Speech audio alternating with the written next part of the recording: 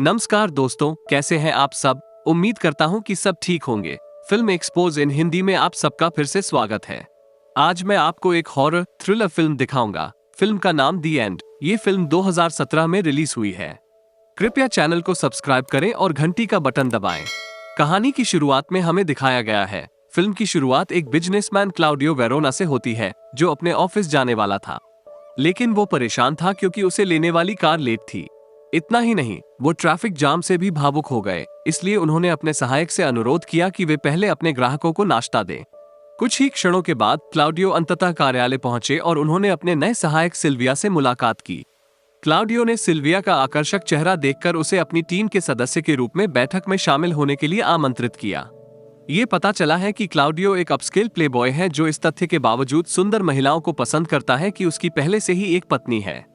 Sylvia के अलावा वो अपनी पूर्व प्रेमिका माथा को भी लुभाने की कोशिश करता है, लेकिन माथा ने मना करने की कोशिश की क्योंकि वो शादी करने वाली थी।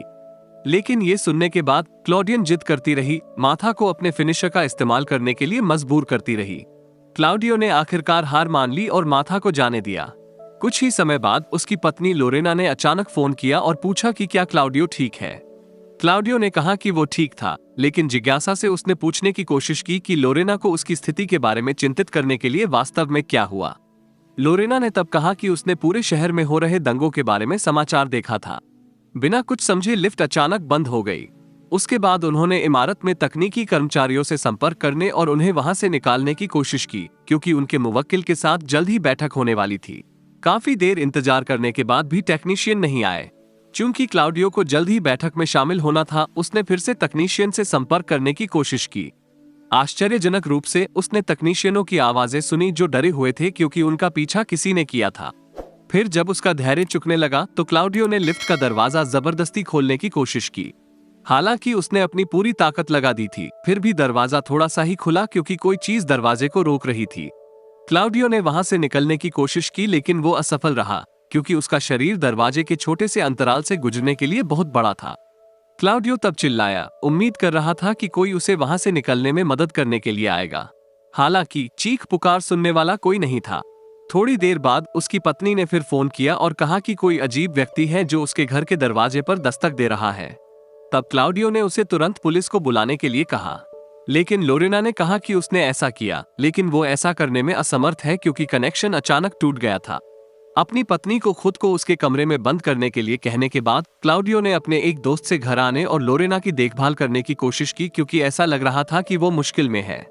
लेकिन थोड़ी देर बाद अचानक उसकी पत्नी ने फिर फोन किया और कहा कि उसने वहां कुछ लोगों के बारे में खबर देखी जो पागल हो रहे थे और अन्य निवासियों पर हमला कर रहे थे। पहले तो क्लाउडियो को लोरेना की बात पर विश्वास नहीं हुआ, लेकिन जब उसने अपने सेलफोन पर नजर डाली तो वो ये देखकर हैरान रह गया कि हमले की खबर वास्तव में हुई थी।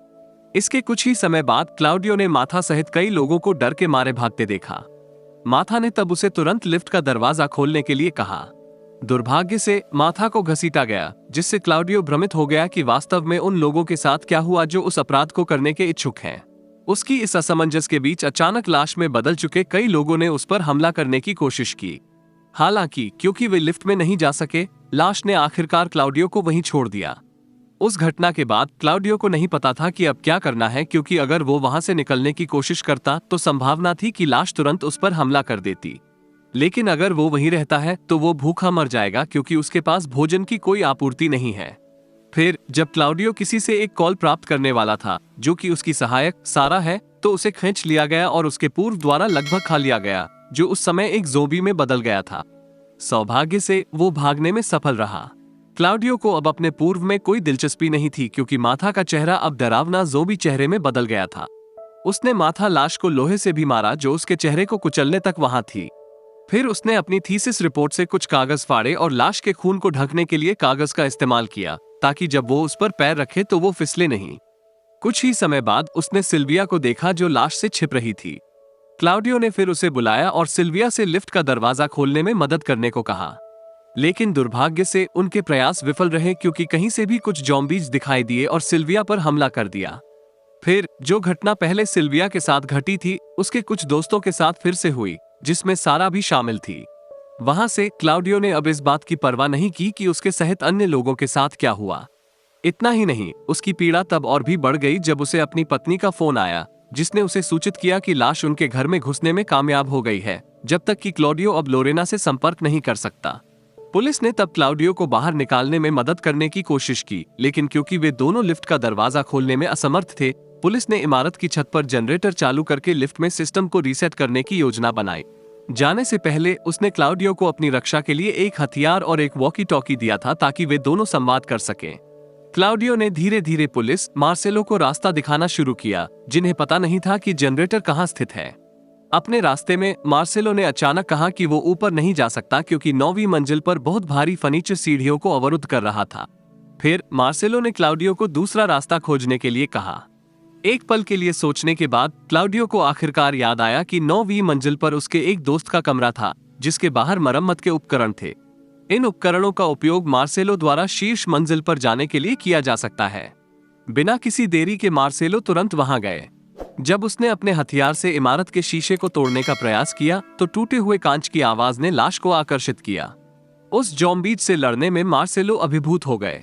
अंत में मार्सेलो जनरेटर चालू करने में कामयाब रहे, लेकिन किसी कारण से लिफ्ट का दरवाजा अभी भी नहीं खुला और जब क्लाउडियो ने इसकी जांच की तो उन्हें पता चला कि दरवाजे को अवरुद्ध करने वाली कोई चीज थी, जिससे लिफ्ट खराब हो गई थी। जब क्लाउडियो ने उस वस्तु को लेने की कोशिश की तो अचानक एक ज़ॉम्बी आया और उसे काटने वाला था। मार्सेलो ने उसे हथियार के साथ ज़ॉम्बी को गोली मारने के लिए मजबूर किया। इसे साकार किए बिना बंदूक की गोली की आवाज वास्तव में अन्य प्रेतों को आकर्षित करती है। अंत में क्लाउडियो ने सभी लाश को तब तक गोली मार दी जब तक उसे एहसास नहीं हुआ कि उसने अपने ही दोस्तों को मार डाला था जो उस समय लाश में बदल गए थे। इस घटना ने क्लाउडियो को महसूस कराया कि वो एक बुरा व्यक्ति था क्योंकि उसने अपनी पूर्व प्रेमिका सहित अपने सभी सहयोगियों को मार डाला था। फिर जब क्लाउडियो अपनी पत्नी की तस्वीरें देख रहा था तो अचानक उसने कई अन्य सैनिकों को गलियारे के अंत में लाश से लड़ने की कोशिश करते हुए सुना। जब क्लाउडियो ने उन्हें बुलाने की कोशिश की तो सिपाही ने क्लाउडियो की आवाज नहीं सुनी क्योंकि उन पर दर्जनों लाशों ने हमला किया था। घंटों इंतजार करने के बाद मार्सेलो कभी नहीं लौटा, जिससे क्लाउडियो को विश्वास हो गया कि मार्सेलो खुद को लाश के हमलों से बचाने में नाकाम रहे। क्लाउडियो, जो हताश महसूस कर रहा था, अपने जीवन को समाप्त करने का इरादा रखता था। फिर उसने अचानक मार्सेलो की आवाज सुनी जो उसे तुरंत लिफ्ट के ऊपर का दरवाजा खोलने के लिए कह रही थी। पहले तो क्लाउडियो उलझन में था कि दरवाजा कैसे खोला जाए, लेकिन अंत में वो वहां लगे लोहे का उपयोग करके दरवाजा खोलने में सफल रहा। फिर मार्सेलो के प्रवेश करने के बाद उसने तुरंत अपनी बंदूक ले ली और मार्सेलो ने उन सभी लाशों को मार डाला जब तक कि वो उन सभी को मारने में कामयाब नहीं हो गया। उसके बाद मार्सेलो ने पूरी घटना को बताना शुरू किया जो उसने अनुभव किया जब उसने लाश के हमलों से बचने की कोशिश की।